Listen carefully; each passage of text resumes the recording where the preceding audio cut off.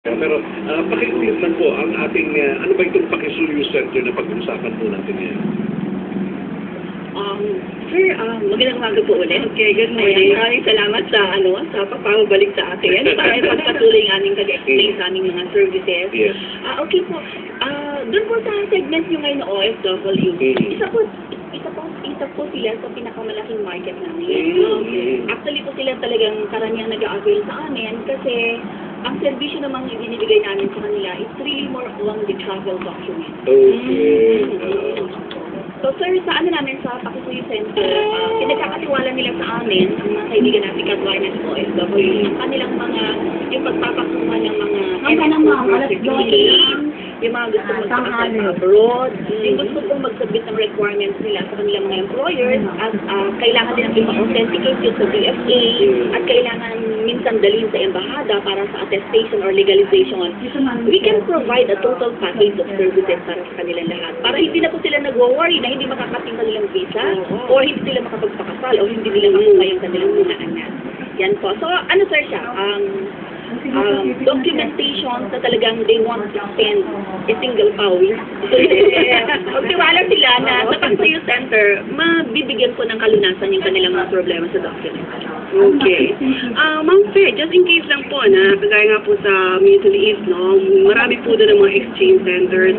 Pwede po ba, instead of paying online, diretso na lang po sa exchange centers na magbayad sila and i-deliver nila po yung pera, whether door-to-door, or ano bang gusto nila, dyan po sa Pakisuyo. Ma'am, ayan, ang ganda ng tanong ni ma'am. Kami po nag-a-adjust kami kung ano ang available payment system doon sa mga lugar-lugar. For example po sa Japan, may isang medium doon na ginagamit namin lagi sa ibang bansa. Pero dito sa Japan, merong isang bangko na yun lang yung gusto nilang katransaction na magpababa. So what we did, we've adjusted. And talaga pong ginagawa namin ng paraan. Kasi kami po, kung ano po yung makakaluwag sa kanila. Kasi yun po yung role namin. Kung ano po makakaluwag sa customer, we will adjust para po sa kanilang benefit at kasiyahan. Ang ganda nun. Kumbaga hindi kayo, eto kami, kung sir, nakakahon. hindi kayo nakakahon. Kung kailangan yung mag-adjust para sa kanila, ginagawa po ng Pakisuyo Center yun. Sir, yun yung dahilan kaya ang tagline namin, isa ay utusan ng bayan. At yung bago po namin ay kung hindi na nila kaya, ipakisuyo na. Okay. May mga importanteng dokumento po like yung visa po, no, na minsan po yan, halimbawa, yung anak ko gusto kong bisahan, papatravel ko sa Dubai or sa UAE. Ngayon, wala siyang kasama. So, maaari po bang gawin din ng Pakisuyo Center yun? Ma'am, marami kaming cases na ganyan. Kasi yung mga kasama nila sa bahay, mga relatives nila, hindi nila alam yung mga step-by-step process. So, usually yung mga pamilya nilang OFWs, ang ginagawa, parang ginagawa kaming chaperon or guide counselor ng mga aayos nilang mga kamag-anak. For example, yung anak. So, we give them the step-by-step. Depende po sa kanila kung magkano pinipin sila. Hindi po natin mamalalaman dito sa behalf. So, alam nyo, yun ang isa pa sa mga benepisyo kasi, to be honest ako, Ma'am Faye, hindi ako ganong kalawak ang kalaman pagdating sa pakikipagtransaksyon sa iba't ibang mga offices. So, yun ang isa sa mga naitutulong ninyo sa kanila, di ba? Kaysa consume ka ng tanong ka pa, di nandiyan naman kayo na po pwedeng makatulong sa kanila. Okay. So, ma'am, sige po, banggitin niyo na po lahat kung ano ba yung ibang services na po pwede po para i-specifically po sa ating mga OFW. Lalo kayo po mga nanonood po, kayo po pala talaga ang tina-target ng Pakisuyo Center. Although kahit naman nandito, pwede pa rin naman Aside po sa mga remittances, mostly documentations na banggit niyo po, no? So, lahat po ba ng class and documentations, guys, po yung mga medyo personal na mga dokumento, kayang-kaya po talagang asikasuhin. Hindi ma'am, halos 15 kilos hindi po nila yung nire-record po nila. Yung totality po talaga ng Pakisuyo Center. Basta pinagkakatiwalaan po kami at kaya namin. Parang sinasabi nga natin, pag ang appearance ay dapat talaga may appearance, hindi namin po igagawin yun. But anything that non-appearance is permissible, we can assist. Kaya nyo sila tulungan.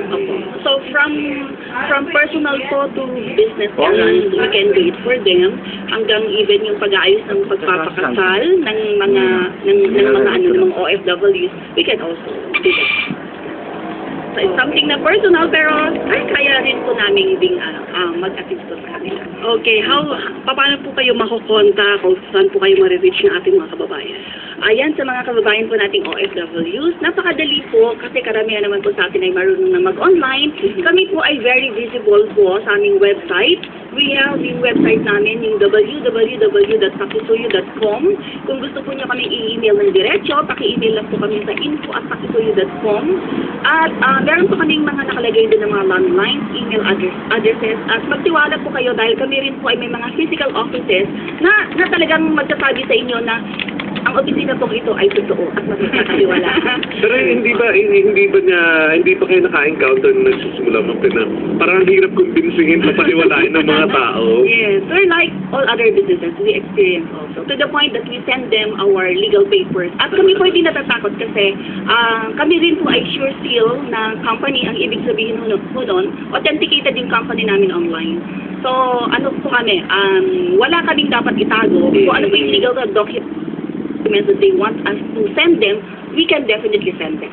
Okay. So, lastly po, yung inyong pong cellphone na po pwede silang immediately makapag-text sa inyo.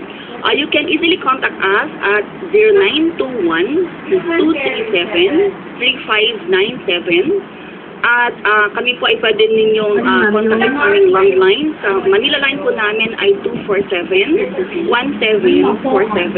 at 6646918. At ang Cavite line po naman namin ay 046-416-6537. Okay. Sa Ma'am niya sa Ma'am Fe, 686-3537. Okay. Mga taga-Cavite, ayan, ang numero naman na pwede niyong tawagan at parehas ba itong 0918-603-7357? Yes, sir. That's another mobile. Okay, so marami yung way, kaya kayo na mga ayaw ng pumila pa, ayaw nang mapagod, ayaw nyo nang eto ang Pakisuyo Center, your one-stop community errand center in the Philippines. Established po ito March of 2007 for 4 long years.